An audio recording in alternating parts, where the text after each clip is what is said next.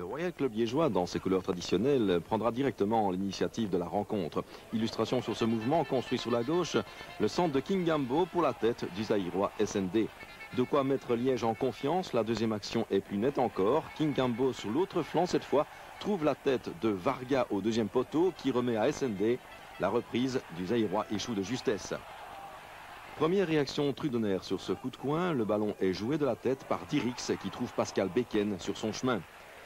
17e minute de jeu, on retrouve Liège à l'attaque avec un petit numéro signé Varga qui mystifie Sipers. Le centre parfait et la reprise à bout portant de Milosevic qui a pressé Dalmans.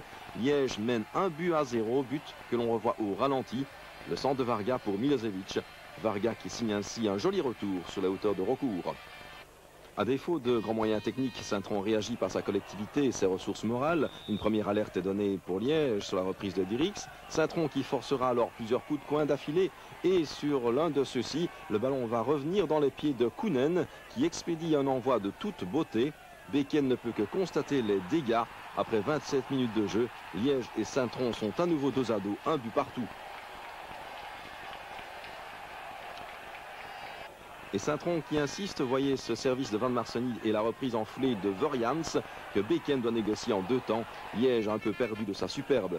C'est toutefois les Liégeois qui s'offrent l'ultime action de la première mi-temps avec ce coup de tête de Varga dans les mains de Baumans. Au repos, un but partout. 4 minutes de jeu en deuxième mi-temps et perte de balle de Raphaël Caranta. Ce dont profite Van Marseny à la limite du hors-jeu. Le retour de Giusto est utile et Beken intervient. Et on reparle de Beken peu après, mais pour une fausse note, un lâcher coupable sur un ballon aérien. La panique s'installe dans la défense de Liège, mais tout se termine par un tir trop enlevé de Oyen. Les joueurs de Daniel Bocard ne sont plus maîtres du sujet. Et d'autres actions le confirment. Ouigria doit utiliser talent et expérience pour sauver de justesse son camp devant Van Marseny. Et peu après, c'est Dalmans qui expédie un envoi au-dessus du cadre. À ce moment, Saint-Tron mérite plus que jamais le match nul. Et peut-être même plus si l'on en juge par ces occasions coup sur coup de Saint-Tron.